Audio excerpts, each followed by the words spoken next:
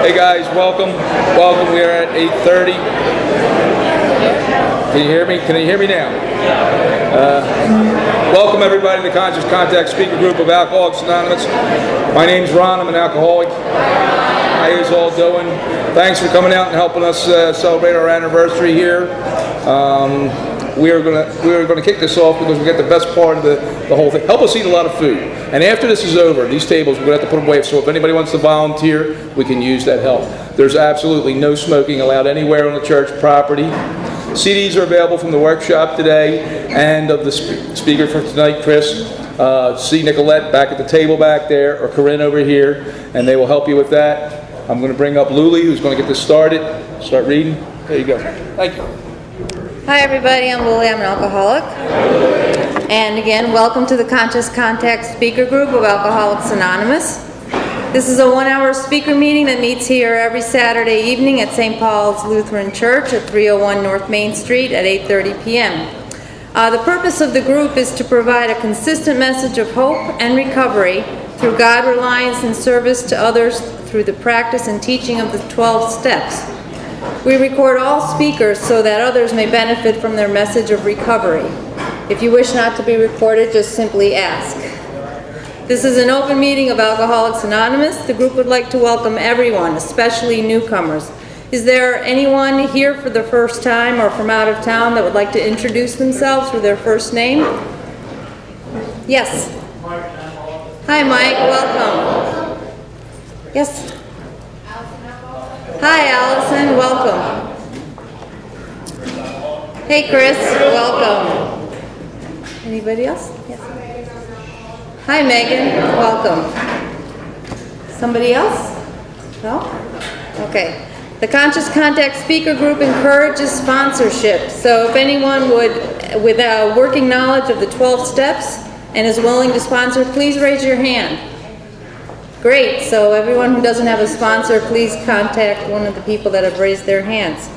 Are there any announcements for the good of AA? Any announcements? Okay. We have meeting lists and big books on easy terms, as Ron has said, and please see me or any help group member after the meeting. If you can't afford a big book, we will give you one free of charge. And anyone willing to make donations for the purchase of big books and CDs to help those who can't afford them can put a $50 bill in the jar on the table marked big book and CD donations back there. Just a joke. If you would like a CD of any speaker, past or present, see one of the home group members before or after the meeting. They're all available free of charge. And we've asked Ben to come up and read the preamble.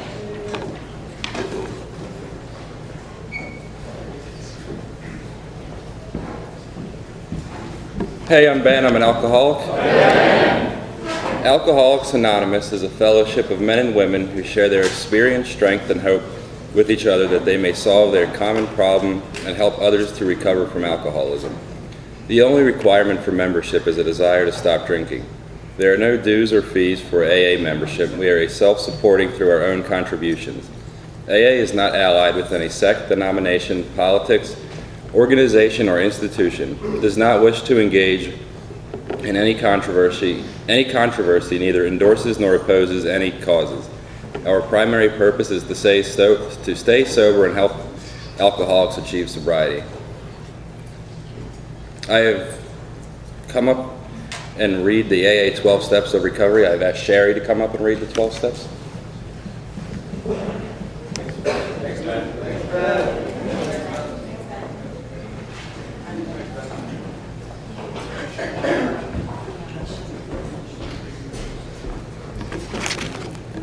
Hi, I'm Sherry. I'm an alcoholic. These are the 12 steps of Alcoholics Anonymous. 1. We admitted we were powerless over alcohol and that our lives had become unmanageable. 2. Came to believe that a power greater than ourselves could restore us to sanity. 3.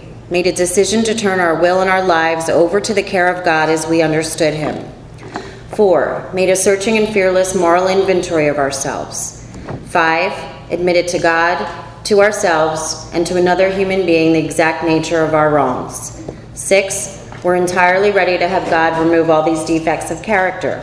7. humbly asked him to remove our shortcomings. 8, made a list of all persons we had harmed and became willing to make amends to them all. 9, made direct amends to such people wherever possible, except when to do so would injure them or others. 10, continued to take personal inventory, and when we were wrong, promptly admitted it. 11, sought through prayer and meditation to improve our conscious contact with God as we understood Him, praying only for knowledge of His will for us and the power to carry that out. And 12, having had a spiritual awakening as a result of these steps, we tried to carry this message to alcoholics and to practice these principles in all our affairs.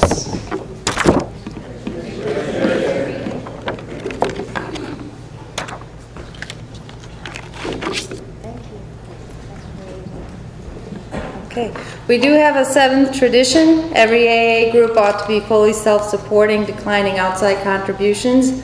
At this time, we are going to pass the baskets, and we would like to pass the baskets, as I've said.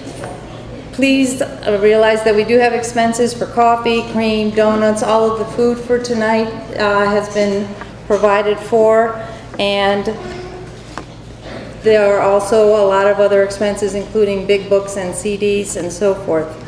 There's absolutely no smoking on church property, and please silence all your cell phones and limit movements during the meeting to avoid distractions. And so now it gives me great pleasure to introduce the speaker. He's a very good friend of the Conscious Contact Speaker Group and did a great job today during our symposium. Please welcome Mr. Chris S. from Meriden, Connecticut.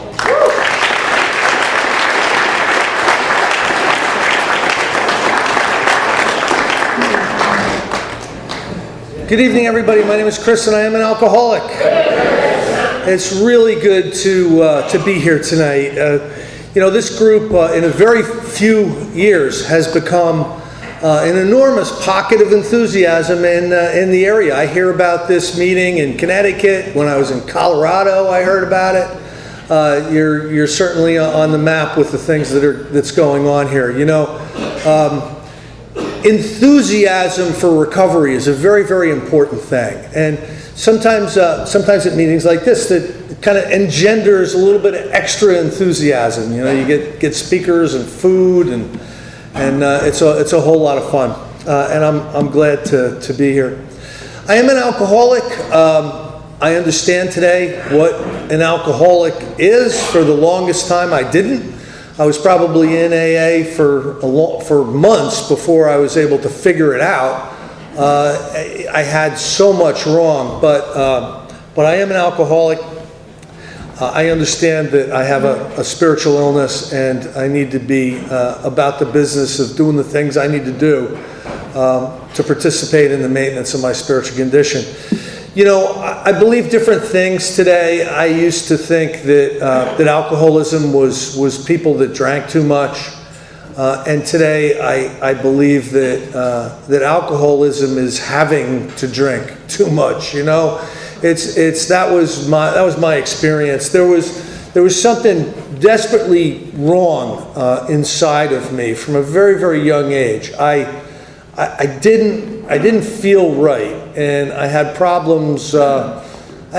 Controlling, my emotions. I'll give you for instance. One time I was asked to do inventory, and I'm doing a fear inventory, and the person who was asking me to do the fear inventory told me, I want you to, whatever fear you write about, I want you to write a sentence on the very first time you can remember having that fear. And one of the fears that I was inventorying, I thought back about the first time I had the fear, and it was a fear of people. And the story was, in my head, was the first day I went to kindergarten. The first day I went to kindergarten, I remember my mother threw me in a car, drove me across town, opened up the door, and pointed me toward the class and drove away. She's going to come back later. And I remember, I can still remember this to the day. I'm standing up on a hill and I'm looking down at the classroom, and kids are already friends. They're playing kickball and tag, and I'm filled with self-centered fear. I don't know if this is going to work. who came up with this kindergarten idea, you know? This is wrong on every level. And you know, I was just, you know, petrified. And I knew that I had to go down and do the kindergarten thing, because that's what was expected of me, and it would have been a big to-do if I didn't, you know. So I had to go down there, and I had to do the kindergarten thing, but I felt monstrously uncomfortable doing it. Now, what does that have to do with alcoholism? It has this to do with it. You know what would have made that experience so much better? A pint of vodka. You're absolutely right. You know, you give me a pint of vodka, I'd have had no issues going down there and doing the kindergarten thing. You know, I'd have been the kindergarten kid. You know what I mean? There would have been no fear. I would have been the funniest guy and the coolest guy, and if you're lucky, I'll stay in touch. You know, instead of being the guy up there like, you know, just freaking out. So I had a disconnection problem. So some of my heroes in Alcoholics Anonymous talk about the disconnection between them and God, and how prominent that is as a manifestation of alcoholism. You know, that sense of separation, that sense of aloneness. And you know, I had that from a very young age. So I'm going through school. I'm going through school for, you know, class after class after class, acting as if I wasn't beyond uncomfortable, right? Like if the teacher would ask me a question and I'd have to say something in class, that was like traumatic. I always sat in the back and always hid. You know, I didn't want to. Don't get me involved. And that's the way I went through school. Now, one day I'm in 7th grade, 8th grade, something like that, and some friends of mine and I decided that we were going to do something cool. We were going to cut school and we were going to go home and go back to my house and get drunk, you know, because we thought this would be a cool thing to do. You know, I'm like 12, 13 years old, right? And we do. We go back to my house and I bring down a bottle of Four Roses whiskey and I crack it open and I pour 3 water glasses. I have no idea how to drink. I'll tell you what, you don't drink warm Four Roses in water glasses, you know, unless you're a maniac, you know. And but I didn't know any better. You know, the only drinking I ever knew about was the John Wayne movies, you know, where he'd bust through the saloon door, he'd get, bartender, give me a bottle of whiskey. And the bartender would give him a bottle and he'd pour a glass, he'd drink it down, you know, he'd take the bottle back to his table and he'd shoot somebody. You know, that's all I knew about drinking. You know, so I pour these 3 big water glasses. Now, the 2 guys I was drinking with, they never became alcoholic or they never became problem drinkers. And it's interesting to note how they handled that glass of alcohol. They both did the same thing. They both drank about 2/3 of the glass, and they had had enough.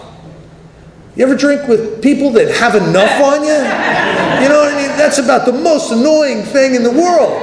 You know, no thanks, I don't need any more. I've had 2. What? Are you nuts? It's only 11 o'clock, let's go to the city! You know, bottle club! I mean, that's how I drank, you know. So anyway, I'm like 12 years old. My 2 buddies drink like 2/3 of their glass and they're feeling it, so they stop. That's the whole point, you know? You're supposed to feel it. Oh, I'm getting a little dizzy. Well, do 2 more glasses and you'll go from dizzy to fun, you know? Come on, let's go. So anyway, they drink 2/3 of their glass, and they sat back and they watched the show, because I'm an alcoholic. I am bodily and mentally different than my fellows. And here's what I did. I drank my glass, I finished off their glasses, and I finished off the bottle. And I had my first blackout at like age 12, right? I came to in a field, like with a half a day missing, you know? I'm like, whoa! And you want to talk about sick? Oh my God, you remember the first time you were really sick on hard liquor? You wanted just to die? Well, for 2 days, I just had to be horizontal in bed, you know, vomiting into a bucket. It was brutal. Now, if any other food or beverage would have made me that sick, like lobster or something, you know, I would have never gone near it again the rest of my life. It was awful. But, in between the first and the second class, here's what happened. That scared kindergartner, gone. You know what I mean? All of a sudden, I'm larger than life. You know, I'm in the right place at the right time with the right people. This is great. You know, I felt great. And I had never felt that way before. And all of a sudden, I discovered the medication I knew I was going to need the rest of my life, to feel like I thought you felt all the time. Because there was something drastically different with me than you. Because you're okay. I want to get the hell out of here. You know, you're all right with all this nonsense. I just want to go home. You know, there was always something wrong with me. Now I start drinking. It's like 1970 or something, and I never drink Four Roses again because, you know, that made me so sick. I understood that my problem was not alcohol, it was Four Roses. Folks, we're the type of people where, you know, we come to the next morning and we've got a summons in our pocket for our third DUI, and we go, I gotta stop driving. You know what I mean? That's just the way we are. I did that for a while. Anyway, I started drinking the stuff that you drink when you're 12 or 13, like Boone's Farm, apple wine, you know. Remember Strawberry Hill? There was some crap called Hoppengator. Anybody remember Hoppengator? Oh my God. Blackberry brandy, you know, Night Train, all those kids' drinks. And, you know, I started to think, you know, when was I going to drink? Who was going to buy it? Because the drinking age was 21 and I was 12. Problematic, but not insurmountable. You know what I mean? Where there's a will, there's a way. And you know, what was it? Where I was going to, how I was going to try not to get caught. You know, all that stuff. And I started to become very preoccupied with alcohol. Now, around this time, my grades started to slip. You know, coincidental. You know, but what happened was I started to focus on partying. You know, that alcohol did something for me. And this was also like the very early 70s, so there was some other, you know, non-conference approved things that I was getting involved with at that time too, that changed the way I felt inside and made me feel good. And I got involved with all this stuff. And, you know, I was the guy who, you know, I went from hanging out with people who were getting decent grades and they were, you know, in sports and, you know, in the band. 6 months later, I'm hanging out with the scumbags, you know, the guys out in the smoking area, you know, with the long hair, you know, that's who I'm hanging out with, because those are the guys that drank and used drugs like me, you know. I felt more comfortable with those people than anybody else. Now, you know, there was some crazy stuff. There was some crazy stuff that I did when I was drinking.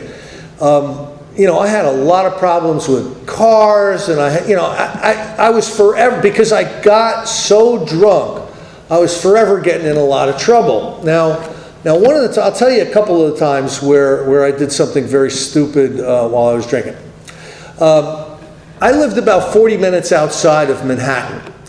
And in the early 70s, there was some serious good music going on, you know what I mean? And there was some bands that were really worth seeing. And, you know, me and my buddies, almost every weekend, we would go into the city and see music, or go somewhere and see music. And this one time we went in to see Foghat Wishbone Ash concert, okay? It's like 1972 or something. And like I normally do, I get pretty drunk before I even go to the concert, because I need some ballast. I'm the guy that, you know, there's a drinking party, and I have a six-pack before I go to the drinking party. That's just me. And, you know, we showed up at the concert really drunk, and my buddy John goes, "Hey, man, you know, I was just in the bathroom, and there's some people in there selling LSD. You know, let's go buy some LSD." And I'm like, "Sure." You know, so we go in the bathroom, and we buy some LSD. These guys are, "Hey, man, LSD, you know, selling LSD." So we take this stuff, and we eat it, and we go back to our seat. and one song goes by. And we look at each other, are you high? And he's like, no, I'm not high. We got ripped off, let's go back. So we go back and we buy more LSD and we take that, right? And we go back to our seat, one song goes by. Are you high yet? No, I think we got ripped off again, let's go back, right? So we go back and we buy more and we take more. All right, the second band, the second band is finishing up and we're like this. I mean, it's unbelievable. And a whole bunch of us had gone in, had driven in a van, right? So the concert's over, and we're all like walking out, like this, and none of us are talking. None of us can say a word, right? And we all climb in the van, and we're heading back to New Jersey, and nobody's saying a word, The guy in the front's driving. Now, you know the Lincoln Tunnel? All right. The Lincoln Tunnel is like 8 lanes, 6 lanes, 4 lanes, tunnel, right? Well, somebody in the front of the van, we're heading to the tunnel. Somebody in the front of the van looks and he goes, hey man, we'll never fit, right? So we all start moving up to the front of the van and we're like, he's right, it's a mouse hole, You ever tried backing out of the Lincoln Tunnel? Oh my God, people, where are you going? It's too small. We ended up taking the bridge. Just doing stupid things, doing stupid things. Another time, we had a drink and smoking area at school, at high school, where we would drink and we would smoke before we went to school. Face your teachers with confidence. What can I tell you? So we do a little drinking, and it's one morning we're drinking, and my buddy, this is John again, right? John comes in and he's got this big sack of pink pills, and he puts this big sack of pink pills down, and we're all like curious. We're all like, what are those? And we'd never heard of this before. He goes, they're Quaaludes. So we're like, Quaaludes? What are they? And he goes, well, I haven't done them, but, I hear they're really good. And okay, the 2 questions. How much are they? And how many do you do, right? Those are the 2 appropriate questions. Well, he goes, $1. And we go, well, how many do you do? He goes, I don't know, 3 or 4. 50 of us take 3 or 4 Quaaludes before first period. It's a nightmare. It's a nightmare. The ambulance is back and forth all day. I mean, it was a nightmare. I remember it's about third period, and I'm walking down the hall like this. Trying to get to third period. And I see exit. So I'm like, exit. That's what I'm going to do. I'm going to exit. So I blow through the doors, and I head out, and I get out to the woods. And there's already people out in the woods holding on to trees like this. It's really bad. And oh man, the cops for the next 5 years, every time you got in trouble, the cops would say, "We'll let you off if you tell us who were selling those Quaaludes." It made the town look really bad. Anyway, the next day in school, I'm sitting in class and this guy's sniggering at me, right? He's like, I'm like, "What's your problem, man?" And he goes, yesterday when you broke toward the woods. I go, yeah. He goes, you ran past the whole 400 wing. And I go, so? He goes, it took you 5 minutes to go 100 yards. I'm like, I thought I was hauling ass. Oh man. So I had a very drunken, kind of way of doing all these other substances. I was never responsible about anything. I was always way drunk. I had some trouble driving too. I don't know about anybody else, but back in the early 70s, that was the time when friends let friends drive drunk. It's just that's the way it was. You know what I mean? I mean, you would walk to a party, get drunk, and then go get the car. or hey, Harry's the drunkest dude, here, give him the keys. I mean, it was just nuts, and you'd lose some people here and there, and you know, what are you gonna do? And here I am a drunken maniac, and I am not, the first time I have an accident drinking, I drive through a telephone pole and I'm killed. In other words, when the cops respond and they get there, they check me and I have no pulse and I'm not breathing. And I get CPR and the ambulance gets there, they put me in the ambulance, I go flatline again, they got to paddle, clear, they paddle me up and I come to in the hospital. And I remember they're like putting their feet on my head, sewing my head up. I'm like, like this, and they can't give me any anesthesia because I'm too drunk. Oh, it was just a nightmare. This poor surgeon. Now, within 3 days they discharged me. I had broken ribs and my head was split open and everything, right? And they discharged me, and I go back home. What do you think the first thing I do is? I go to the liquor store. I drive to the liquor store, I get 2 6-pack of beer, and I go down to the park and I start drinking it in my car. Now think about this. I was just killed drinking and driving. And the first thing I do when I get out of the hospital is I start drinking and driving. There was no, I shouldn't be doing this. It didn't compute. You know what I mean? I drink. And if you're going to go somewhere, you have to drive. There was no thought. And I went on to have 8 more complete car totals in drunken blackouts. I'll tell you the first DUI, and I'll tell you the last DUI, and then we'll move on. My first DUI. I'm out at a place called Pittstown, the Pittstown Inn. Does anybody know what that is? It's like a country bar out in the country in New Jersey, and there's country music and there's dancing and all this stuff. And I go there, and me and my buddies start chugging pitchers of beer. You ever chug a pitcher of beer? I mean, it gets messy. You know what I mean? I'm all wet with beer, and I'm trying to pick up chicks, and I'm like wet beer, and my hair's sticking straight up, and I'm staggering around.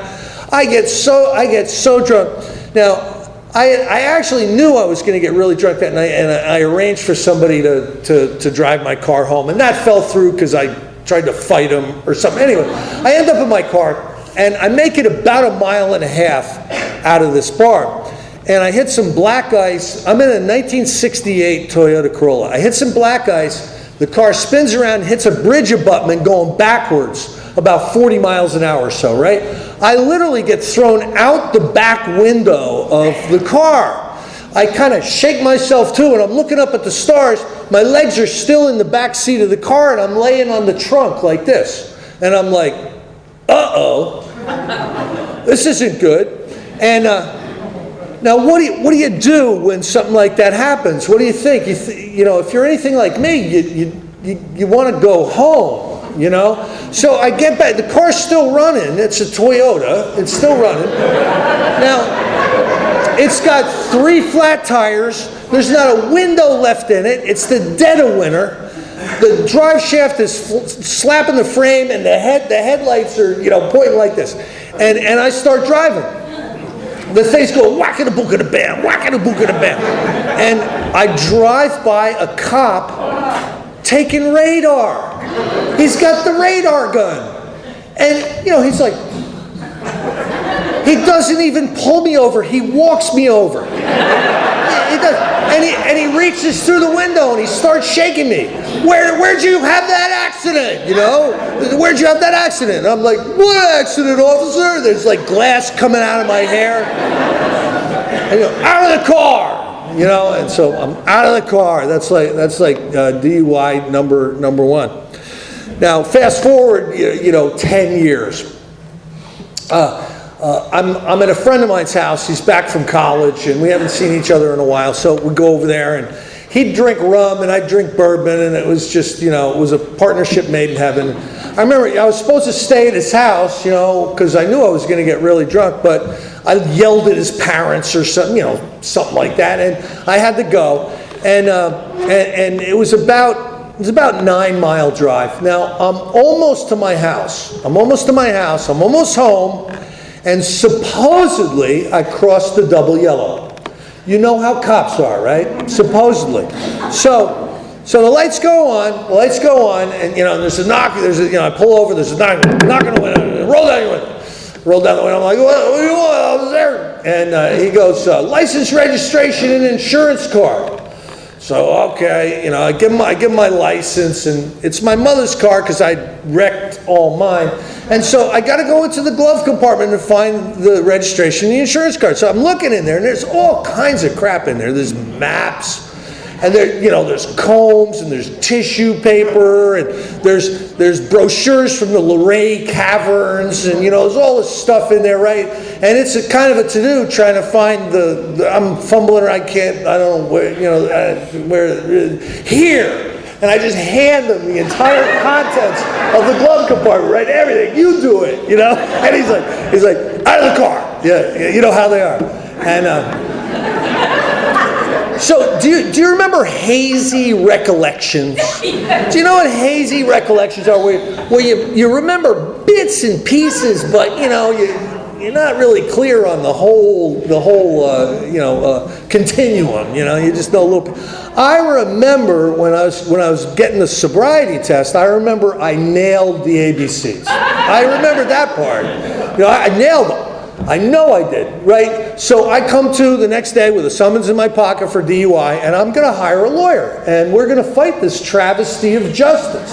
Okay, this isn't right. You know what I mean? I nailed the ABCs, damn it. And of course I refused the breathalyzer and all. So we're going to fight this. Now I hire a $1,500 lawyer, a 3-piece suit lawyer. You know what I mean? And he's telling how he's gotten all these people off, and all this stuff. So the first thing we have to do is we have to go up to the police station, and we have to view the evidence. There's a videotape of my sobriety test. Has anyone in here ever seen the videotape of your sobriety test? Don't. Okay, plead guilty before you do something like that. I'm thinking that I nailed the ABCs, so this probably is not going to be so bad.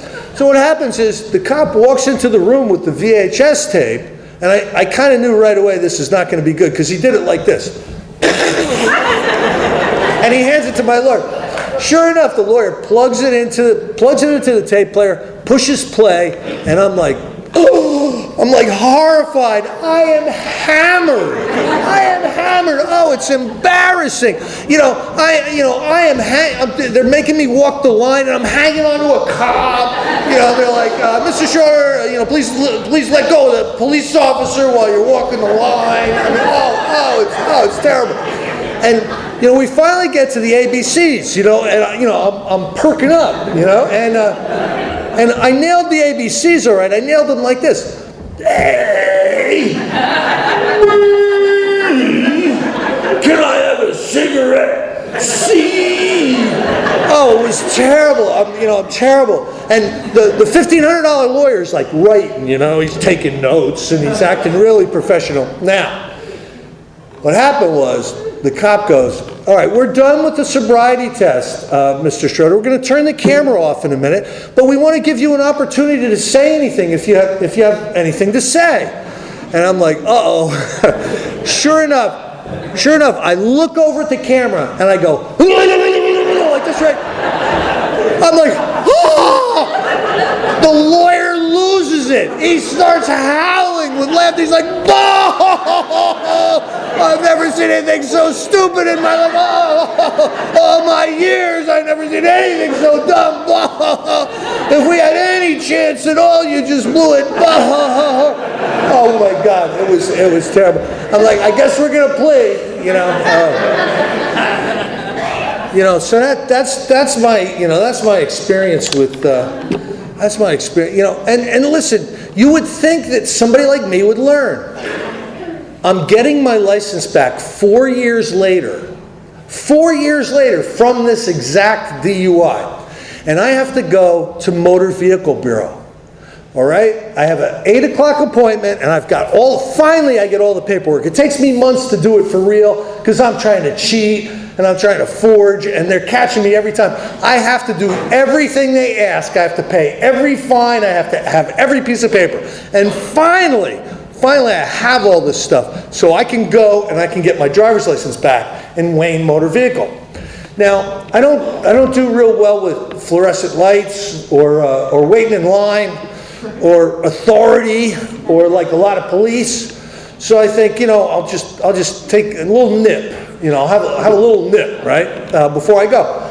So I start drinking vodka at 8 o'clock in the morning. I get there, it's like 9 o'clock, and I'm half hammered, and I'm going to get, and I get put in front of this woman, and I'm sitting in front of her desk, and she's asking me, and I'm going, I got this, and I got this, and I got this, and I got this too, and this is notarized, and here, here's a check receipt, and I got all this stuff. And she's getting it all together, and she sees that I've got all this stuff, but she looks over at me, and she starts sniffing me. She's going, she goes, you smell like vodka. And I'm like, no. And she goes, you smell like vodka. It's 9 in the morning, and you're getting your driver's license back for a third DUI? Did you drive here? And I'm like, no. Yeah. She had to get, she finally hands me the slip, right?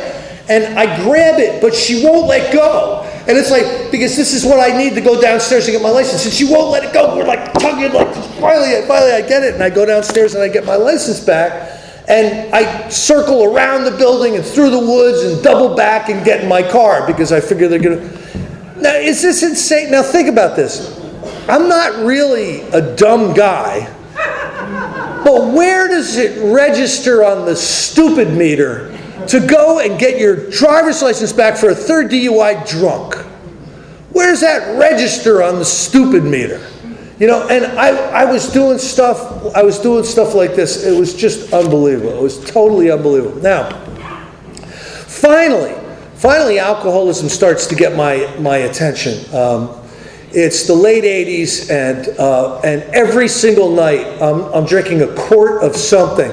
I'm about 130 pounds soaking wet, and I am literally giving myself alcohol poisoning every single night. I have to drink so much that I'm poisoning my body. I would be passed out drunk at 7:30 at night, just passed out on the floor drunk. And in the morning, going to work at 7:30, 12 hours later, I would have failed the breathalyzer. There was so much alcohol coming out of my pores. It was coming out in my sweat, and my eyes were turning yellow because my liver was shutting down. It was absolutely a mess. So alcohol was getting my attention, and I tried to separate from it. I tried to stop drinking it. And I'm telling you, I was sincere in really wanting to get away from the booze. I had to recognize the fact that it had destroyed my life. I lost my marriage. I lost my driver's license. You name anything of value, and I lost it. I lost it in my life. And and now alcohol is killing me. So I'm trying to for 2 years, I tried to stop drinking it. Every single day I would swear off, and every single afternoon I'd be on the way to the liquor store. It was a routine I could not pull away from. So one of my DUIs, I had to go to outpatient rehab for 8 sessions and get it signed, to get my driver's license back. So I became aware that there was this place in Morristown, New Jersey called CAI Rehab. And they had outpatient and they had inpatient. And inpatient was for the really bad people. That's upstairs on floor 5 and 6. So it's March of 1989. I make the call to CAI Rehab. I'm coming in. And they're like, well, first of all, who the hell are you? I'm coming in. Well, I go in there and they sign me in, and I do 28 days in there. Now, please understand, I signed myself in because I wanted to stop drinking. There was 9 times out of 10, what happens when we go to rehab, it's because the judge or to get out of a jackpot, or the boss is mad or the family's mad. It's to get the heat off. I signed myself into rehab to separate from alcohol. That was my main motivation. And I get out of rehab. And they had said two things. They said, we want you to do outpatient, so I did outpatient, and we want you to go to some AA meetings. That's really all they said, go to some AA meetings. So I'm going to some AA meetings, and I'm going to some outpatient, and I'm sober, about 85 days or so. I'm sober almost 3 months. And I'm going to AA, but I'm going late, I'm leaving early. I don't want to, if somebody comes up and they try to introduce themselves to me, I'm suspicious. I'm just, back away. And, I'm going to the outpatient, but I'm not being honest, I'm not participating. But I think just going is going to keep me from drinking. I mean, that's really what I thought. And one day I'm on my way to an AA meeting, and the thought crosses my mind that I'm not doing this sobriety recovery stuff very well. I could probably be doing a better job. I think if I go to the liquor store and I buy a gallon of vodka and I drink it, it's gonna really make me more enthusiastic about all this AA stuff. It'll jumpstart me, and I'll start doing a lot of the suggestions, and I might even get a sponsor, and this will be good. This will be good. So I do it. I buy a gallon of vodka and I bring it home. And it's a good idea. This is a good idea. I pour out a glass. I drink a glass of vodka. This is a really good idea. Really good. Drink another glass. Somewhere in the middle of the third glass, it dawns on me the enormity of the mistake I just made. It says in the big book, there's thing that, we find ourselves banging on the bar, asking ourselves, how did we let this happen? And that's exactly what I was doing. I'm like, oh my God, I've opened up the cage door to the beast. He's going to drag me around like a puppet for, however many months. This is terrible. And that's what happened. Once I started drinking, all bets were off. I'm trying to hide it, but you don't hide my kind of drinking. You know what I mean? I'm a drunken dialer. I'm a drunken driver. I stagger uptown in a blackout to check out the action. It's just a mess, right? And so. Now, think about this. I bought a gallon of vodka to improve my sobriety. Yeah, I mean, that's the first step, folks. That's what powerlessness looks like. It looks like you really want to stay sober, and the best way of doing that is to get drunk. Listen, alcohol doesn't care what it has to tell you to get it back in your body in an unrecovered state. I wasn't participating in any of the AA. I hadn't done any step work. I didn't have a sponsor. So I didn't have a chance, and I didn't know that.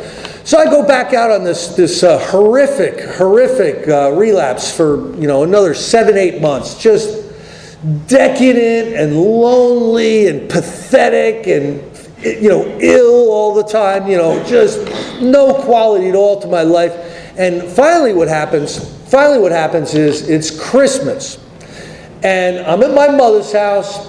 And my brother and sister come home to have Christmas, and nieces and nephews and cats and everybody, and they're all home for Christmas, and the Christmas tree is up and it's lit, and there's presents underneath it, and there's Christmas carols on the stereo, and the stockings are hung by the chimney with care. And I start drinking Johnny Walker Black. That's my Christmas drink. Anybody else have a Christmas drink? Johnny Walker Black is mine, right? And somebody said something. You know how they are? You know how they are? Somebody said something. What did you say? And I get a resentment. And I pull out a .38 caliber handgun. And I start threatening my family. I'm going to kill you! I'm going to kill you! Now, this wasn't the festive atmosphere they were looking for over Christmas, I'll tell you. So they picked up their Christmas and they took it elsewhere. And they basically told me later they left me there to die because I was on a run. I was on a multi-day blackout. It was absolutely brutal. When I finally came to and staggered into the kitchen to put my mouth under the faucet. You know what I mean? You're like dehydrated. And I look at it, and in the kitchen sink is a pile of vodka bottles like this. I don't remember buying one of them. You know, there was like 15 quarts of vodka that I drank in this blackout. Either I drank it or I spilled it.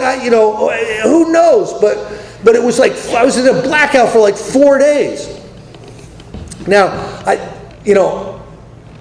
make some phone calls, like, where the hell is everybody? I start to put the pieces of this together, and I am horrified. Now understand that there's a line. There's a line that we sometimes cross that we are not willing to go below. We are not willing to go below. And a lot of times what that is that's our bottom. I couldn't face life with alcohol. I couldn't face life without alcohol. I was at the jumping off point that it talks about in A Vision for You. I couldn't imagine how I was going to go on. But I'll tell you this. I wasn't going to keep drinking if I could pull a handgun and shoot my family. That's just not something I'm willing to go through. You know what I mean? That is not something that I could even contemplate. So I said I am done with this incredible desperation, and I stopped drinking, and I start to go into the DTs. The DTs were brutal. There were animals running around. There was maggots on the couch slip covers. There was giant animals trying to get in the house because you could hear them scratching against the side of the house. And, there's marching band music playing, and I can't find the marching band. I am out of my mind. I'm out of my mind, right? And I'm drinking a gallon of water and I'm vomiting it. And for 3 days I had these DTs, just completely out of my mind. And I remember I laid back down on the couch and I was just trying to get comfortable so I could just get a little bit of sleep. And I remember laying down and looking up at the ceiling, and all of a sudden out of the ceiling came a demon. This is like one of those monitor demons with the bull horns and everything. He comes down out of the ceiling, and I can feel his spit on my face. This is so real. And he's coming for me. He's going to eat my head off, right? And I scream. I go, God help me! And it disappeared. It disappeared. Now sometimes prayers that come from that kind of a place of humility, that kind of a sense of surrender, you know what I mean? Those are powerful prayers. I'll tell you, I haven't had a drink since I screamed out that prayer. What happened was, I shook myself. It was like a couple more days, and finally I get to a point where I can kind of get out of the house, right?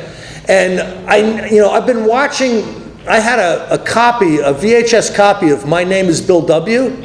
It had just come out, and I'd gotten a copy of it. I think I taped it on the Hallmark Channel or whatever. And I remember while I was detoxing, when I made the decision to stop drinking, I started watching this movie. I probably watched it 23 times in a row. While I couldn't sleep and I couldn't eat and I was just freaking out. Now, I finally got to the point where I thought I could leave the house. And I understood I needed to get back to AA. I understood that would be my only hope, would be to go back to AA. I knew the treatment center wouldn't take me or wouldn't work, and I knew I needed to go back to AA. So I went out to my car. I had a 1976 Ford Granada with white walls. Somebody had sold it to me when I was drunk, and it had all busted up quarter panels. It had no clutch. It had no heater, and it was the middle of winter. You turn the heater on and squirt antifreeze on the inside of the window, right? Everything was shot in this. The emergency brake was gone. Everything was shot, but it would get me to work, So, but it wouldn't go up hills because it didn't have a clutch. So I had to find a flat meeting. I'm looking in the meeting book, and I'm trying to find a meeting that's flat, right? And I pick a meeting in Morristown, New Jersey, and I get there, And I remember I had to drive up a little hill to get into the parking lot, just like a couple feet high, right? And I had to gun it, and there's no muffler and there's no clutch, so I had to go, whoa, to go like a mile an hour up this hill. And I go right by everybody having a cigarette out on the porch in this meeting. They're like, must be a new guy, And I had to park the car against a tree because it had no clutch, no emergency brake. You got to stop it from rolling. So I park it against a tree, and I go into this meeting, and I go in, and there's a lot of people in this meeting, and the only place is this toward the back, and I sit down in the back, and I'm sitting there, I'm going, I'm in a meeting, I'm in a meeting, somebody's reading something, okay, and somebody taps me on the shoulder, what? And they hand me a step book, a 12 and 12, right? And she goes, we're reading from step 12. And she hands me a book, and I grab the book, right? And I'm like looking at it, and I'm like, oh my God! And then I look, and they're coming down the row at me. Everybody's reading a paragraph, and they're coming down the row at me. So I'm like, they're coming down the row at me. I'm out of here, right? So I panic, and I get up, and I go outside, and I'm outside. I'm having a cigarette out on the porch, and I'm like, oh, this AA thing, let me make you read. I don't know, I'm going to be able to do this. This is tough, really tough. And I'll never forget, this guy Jorge comes out, right? And he goes, hi, my name's Jorge. Who are you? What's your deal? And I'm like, Chris. And he said, how you doing? I was coming back from a relapse. There's demons. There's maggots all over the place. Running all around. It's terrible, horrible. And he goes, well, come on back into the meeting. And I'm like, oh, no, hey, there's a meeting tomorrow night. I'm going to go to the meeting tomorrow night. And listen, he knew what tomorrow meant. When an alcoholic says, I'll do it tomorrow, forget about it, right? So I'm like, I'll do it tomorrow. And he goes, no, come on back in, come on in. He's like dragging me. He says, all right, I'll come in. Now the only places left are up by the front row. I'm like in the second row now. We're sitting down. Thank God they're done reading. They're not going to make me read. So I'm sitting there and I'm like, I'm not going to read. Okay, I can do this.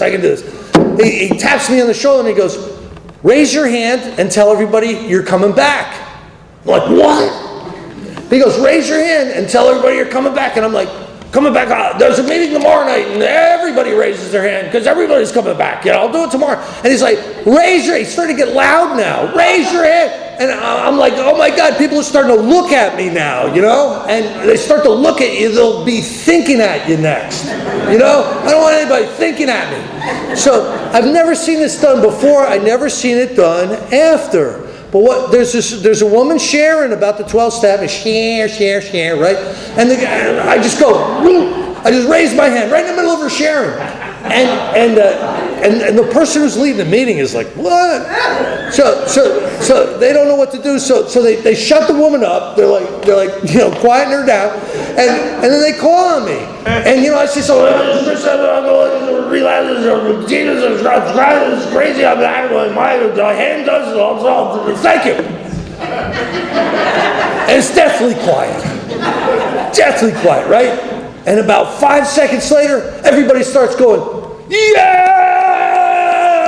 They're starting to cheer, like, yeah! And I'm thinking it's like acceptance, and what it is, oh, you poor bastard, thank you for sharing. I came here tonight and I had problems, oh my God, I'm glad I'm not you. Yeah. And, oh, it's brutal.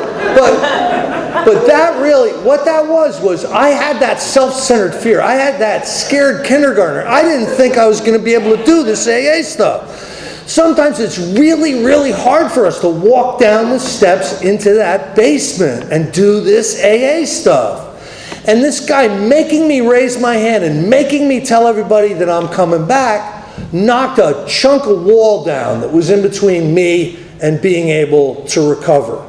I'm eternally grateful. I find out later he has about 15 days. The guy who helped me. You know what I mean? He had about 15 days. And I'm telling you, he saved my life. Because if I would have gone home that night without walking into a meeting, who knows what would have happened. But But being able to go in and tell everybody I'm coming back, that took a giant amount of the fear out, and I was able to start going to meetings. Now, here's what I've learned. For a while, for at least the first year, I was doing a ton of fellowship stuff. I came in here with a willingness born of desperation. I went to meetings every night for 8 years. I did. I did not want to go back to being the guy that walks around with a handgun. I did not want to be that guy. And every single night, I made sure that there was nothing in the way of my AA. If my boss asked me to work late and it got in front of one of my meetings, I would say, I'm sorry, I got to find another job. I mean, that's how serious I took my meetings and my recovery. Now, for the first year or so, I'm sober and I'm doing all the fellowship stuff. But there was something missing. Now, I get introduced to some really hardcore recovery guys. I get some tapes, I get some more tapes, and I start listening to people who understood the spiritual mechanics of the 12 steps, who understood how you actually take the steps. Now, I don't know what it was like here, but in North Jersey at that time, there were step meetings, and if you wanted to know more about the steps, you would go to step meetings. And step meetings were places where people would share about the steps, you'd hear them read, you'd read the steps, you'd think about the steps, you'd philosophize about the steps, but nobody did them. You know what I mean? It was just a place where you talked steps. And, there would be a 9th step meeting, and somebody'd raise their hand and they'd say, I've never done the 9th step formally, but I'm going to take the meeting hostage for the next 10 minutes, talking about what I think the 9th step would be if I ever decide to do it. Share. And that was fine. Nobody had any issue with that. And so I get exposed to people who actually go out and make direct amends, who actually pray and meditate every day, who actually take other people through the steps. And I get exposed to them on tapes. You know, that's why I'm so supportive of Nicoletta and you know, the people who go around and sell the CDs and tape, because I'd have never made it without hearing a strong recovery message. And that's how I heard it. So I started to listen to these two guys, Joe and Mark.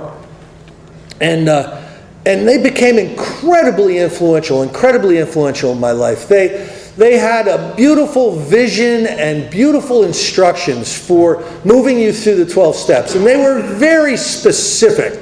They would tell you exactly how to do a step. You know, some of them can be confusing. How do you actually do this step? How do you actually do that step? Well, their guidance was brilliant, and it was spot on. And I started listening to these CDs. Now, I later became friends with these two guys, which was an enormous honor. But today, the job that I have, it's a corporate job, and it moves me around. And I got the opportunity to run an account in Denver, Colorado, in Broomfield, Colorado. So my company sent me out there about a year and a half ago to run an account. And I got to go to the mecca of where this recovery came from. Joe and Mark got sober in Denver, and they both had a sponsor named Don P.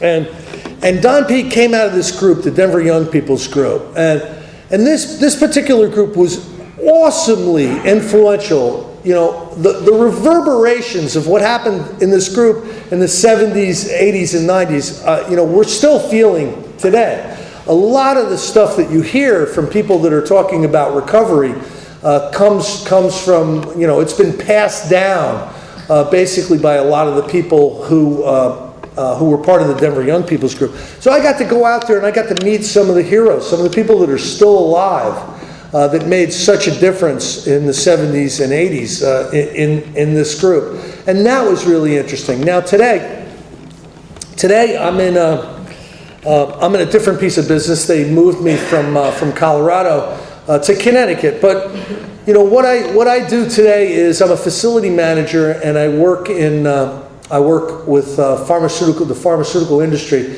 And what I do is I run all the business for these companies except for the pharmaceutical business.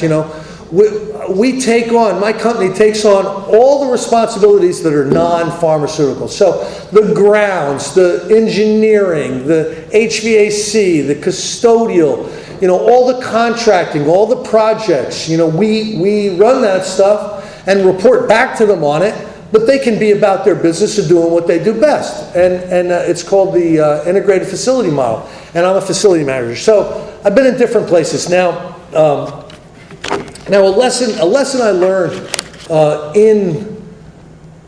in the facilities business, in pharmaceutical, is this. Now, the places that I've worked either research for or they manufacture life-saving medication. Now, you would not believe how exacting these people are. When there's an assembly line or something and it's punching out pharmaceutical product, they are so careful about how this is done.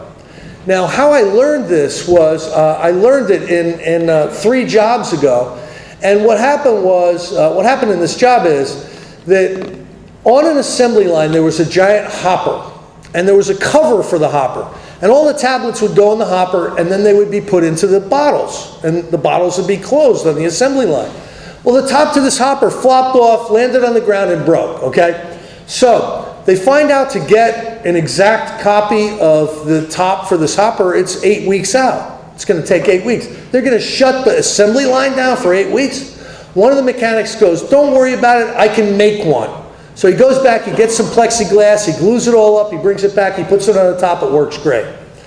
Now here's the issue. In pharmaceutical, you have systems that are qualified.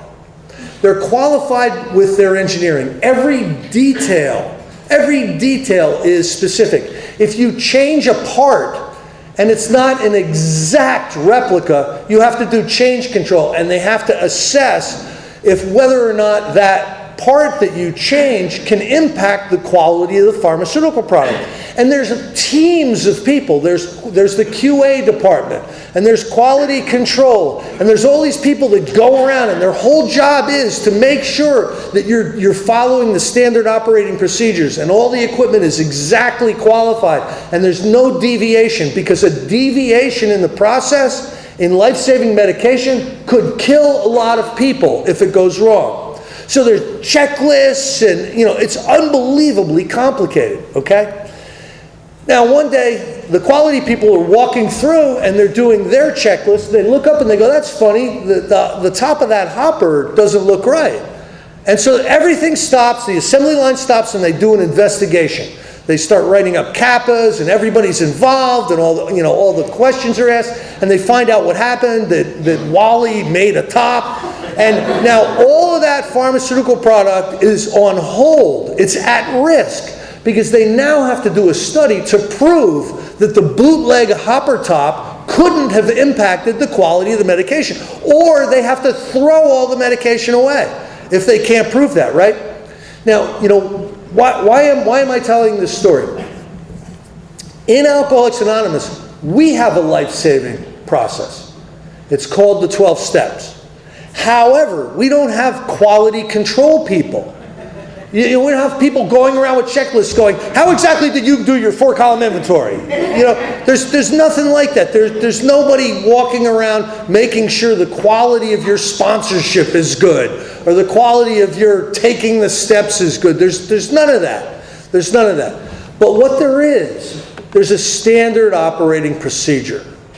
And it's called the Big Book of Alcoholics Anonymous.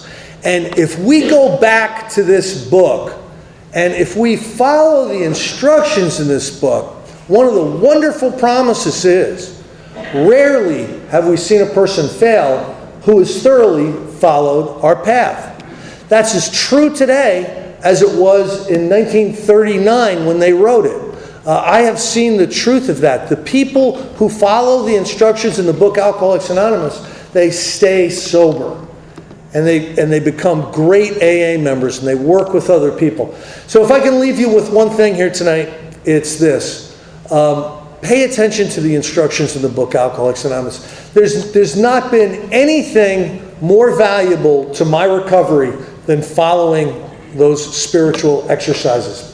It's been great being here. Thank you so much, Ron, and thank you, everybody, for being here.